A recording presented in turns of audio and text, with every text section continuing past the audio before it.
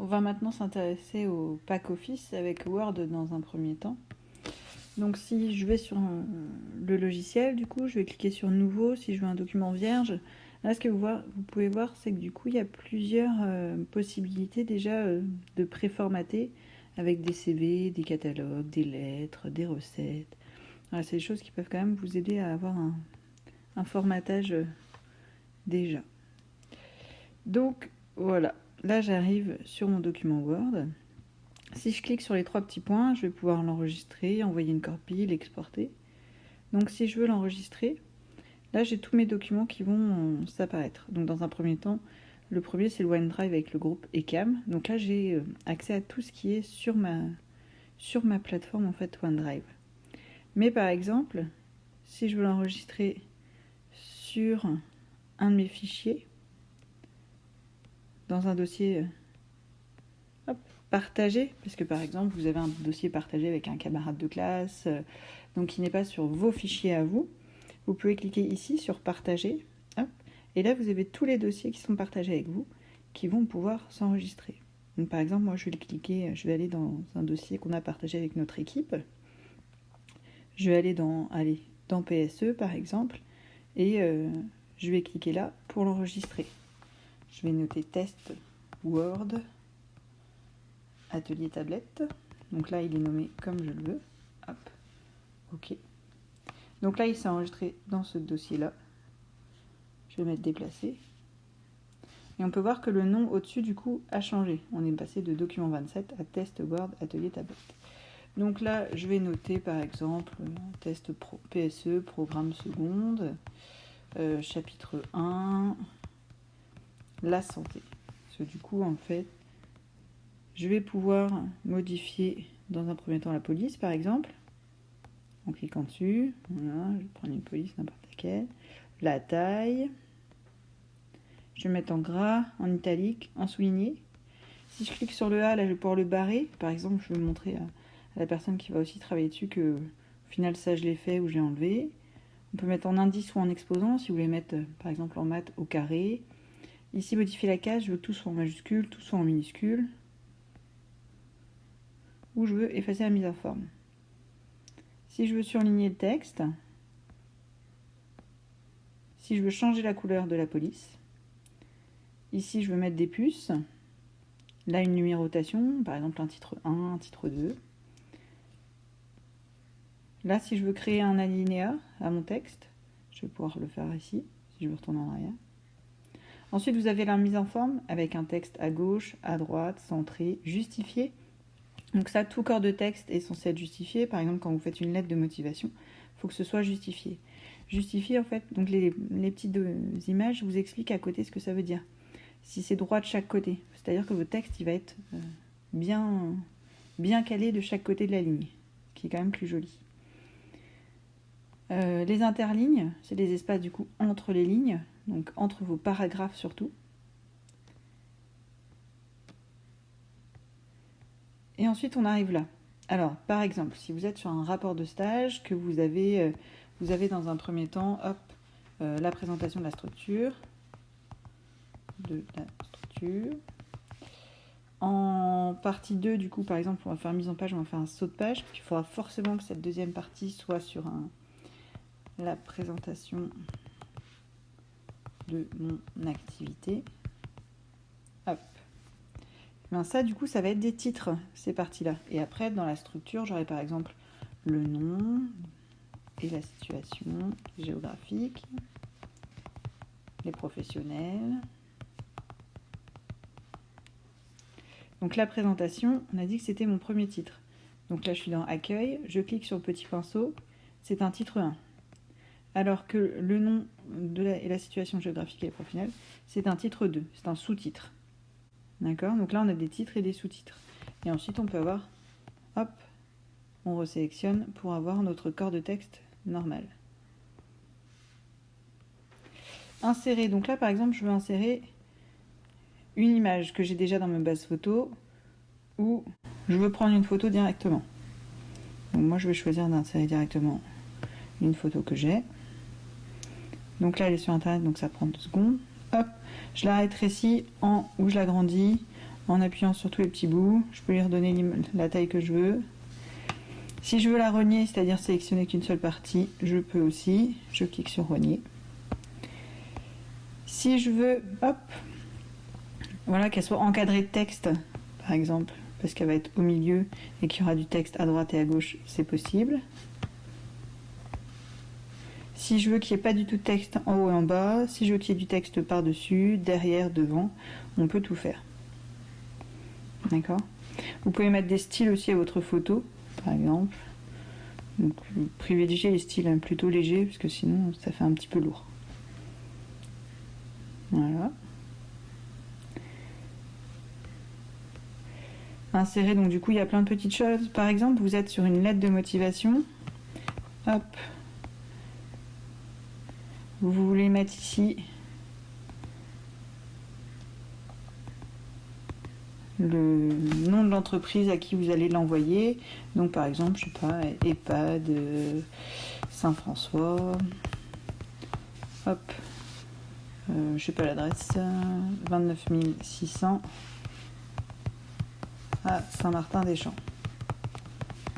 Donc là, ce sera pareil. Il faudra cliquer sur Forme pour que votre texte, du coup, vous puissiez avoir du texte en haut, en bas, à côté, au travers.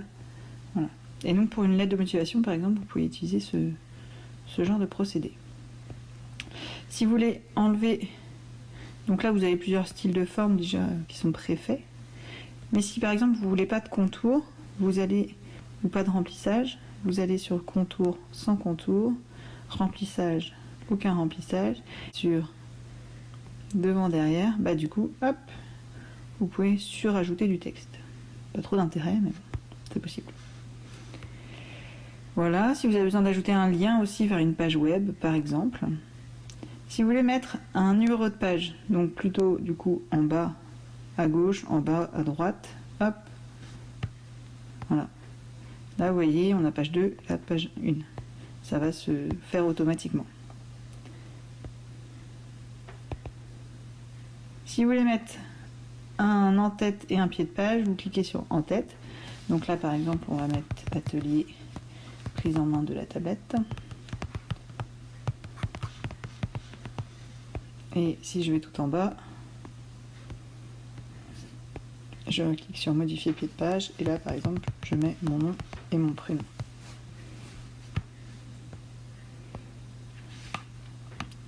Ensuite, si je veux par exemple, hop, faire un peu de dessin ou surligner un texte sur Word, je peux. Si vous recliquez sur le crayon, vous allez pouvoir changer la couleur, changer la taille. Là, les crayons pareil ici. Changer la couleur, changer la taille. Et vous recliquez à côté pour enlever. Vous pouvez créer des surligneurs, des stylos et des crayons. D'accord ? Et si vous voulez tout effacer, hop, vous prenez la gomme.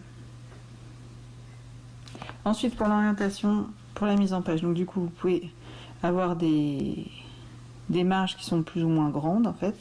En formatage, c'est fait en normal, mais vous pouvez, si vous voulez utiliser le maximum de la page pour l'impression, vous pouvez faire en étroite, en moyenne. L'orientation portrait ou paysage, si vous voulez changer la taille. C'est ensuite en lettres, en A4, en A3. Donc vous ne pouvez pas en modifier, c'est forcément ceux qui sont déjà prévus. Et ensuite, du coup, dans révision, là c'est des commentaires. Si par exemple vous travaillez sur un document A2, bah, vous allez pouvoir rajouter un commentaire sur le document en cliquant sur le plus avec la petite bulle. Voilà, texte peu adapté, orthographe à revoir. On pourra aussi vous mettre que c'est très bien, je suis d'accord. Voilà, vous pouvez mettre ce que vous voulez.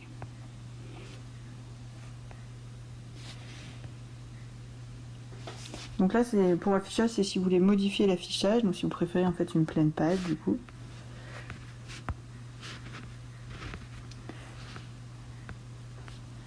Alors, lecteur immersif, ça va vous permettre de lire le document. Programme 2.2. Chapitre 1. La santé. La présentation de la structure. Donc voilà, ça vous permet de pouvoir lire un petit peu. Si mettons vous avez une mémoire plutôt orale, à la limite vous pouvez dans l'affichage du coup faire la lecture de la page. Si vous voulez du coup transférer directement, donc là vous voyez, hop, le document est on l'a enregistré tout à l'heure. Si vous voulez l'exporter en PDF, c'est-à-dire que votre document ne va pas bouger. Vous allez lui envoyer une version qui est fixée. Donc vous allez du coup, je refais la démarche, sur les trois petits points, exporter PDF. Donc là pareil, mon document du coup je vais pouvoir lui donner le même nom. Et cette fois-ci, je vais le remettre hop, dans un autre document. Donc là par exemple c'est mon iPad, c'est directement sur votre iPad. C'est-à-dire que si vous n'avez pas l'iPad, vous ne pouvez pas consulter le document. Alors que si vous les mettez dans un document qui est partagé, bah voilà, si votre collègue il n'est pas là, qu'il faut retravailler dessus, au moins vous avez tous les documents. Donc là je vais continuer d'en mettre dans santé sociale animation.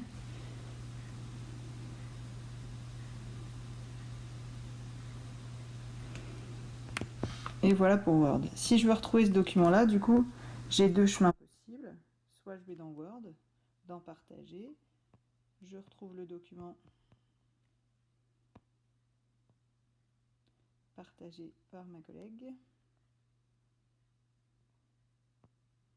Et vous voyez, on le voit ici. Donc si je veux par exemple déplacer un fichier au sein de mon Drive, donc je vais dans le dossier où est ce dit fichier.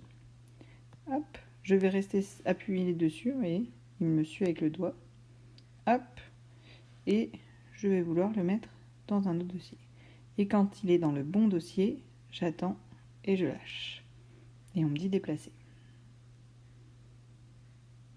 Et voilà. Et le dossier apparaît et n'est plus dans l'autre.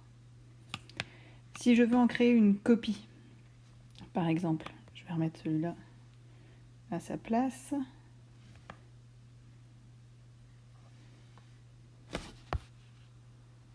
Et si je veux créer une copie, par exemple, de ce document dossier rentré, je vais aller sur les trois petits points.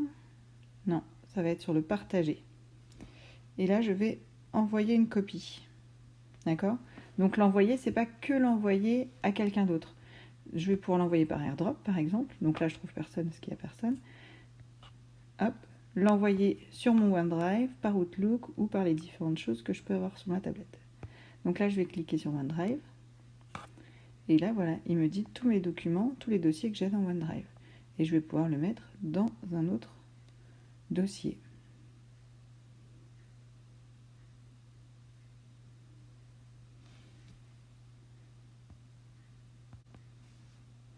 Et si je vais là, voilà, il est là aussi. Donc là, par exemple, je vais envoyer une pièce jointe. Donc du coup, sur les mails. Je vous conseille aussi de faire le tri régulièrement. Tous les mails que vous traitez, par exemple, qui ne sont pas utiles, mais vraiment pas utiles, c'est-à-dire pas des mails dont vous allez avoir besoin, des mails de professionnels, ceux-là, vous les gardez.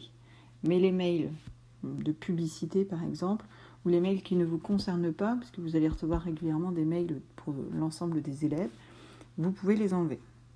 Donc du coup, si on va sur notre boîte mail, par exemple, on a vu tout à l'heure pour envoyer un mail, je vais me rajouter un fichier. Donc peu importe le fichier, hop, on va prendre ça. Donc là, le fichier est rajouté, je m'envoie le mail. Donc là, le courrier a bien été envoyé. Hop, il arrive. Donc là, j'ai ma pièce jointe. Donc si je veux enregistrer une pièce jointe sur mon Drive, tout simplement, je vais enregistrer dans le compte. Ça va m'enregistrer, vu qu'Outlook et OneDrive sont connectés, ça va m'enregistrer dans OneDrive. La question, c'est de savoir où dans OneDrive. Donc là, vu que c'est un fichier Word, c'est juste une image en fait, donc elle est un peu toute en bazar. Mais si vous cliquez sur Word, ouvrir en Word en bas, il n'y a pas de souci, le fichier s'ouvre correctement. Du coup, si je retourne sur mon Drive, alors voilà, moi j'ai tous les dossiers que j'ai créés et tout ça. Et il y a un dossier du coup qui se crée automatiquement dès que vous allez recevoir ces pièces jointes. Et les documents, ils arrivent là. Quand vous faites enregistrer dans mon Drive, tout arrive là. Et ensuite, même principe, vous pouvez le déplacer pour le mettre où vous pouvez. Donc là, comme il y en a deux, il n'est pas d'accord. Mais si par exemple, je vais dans pièces jointes, Je reclique sur le bout. Alors les 3 petits points n'apparaissent pas tout le temps, mais c'est tout dans le nom qu'il faut appuyer. Renommer. Hop. Blablabla. Je l'ai renommé. Hop. Et là, je vais pouvoir le déplacer sans souci.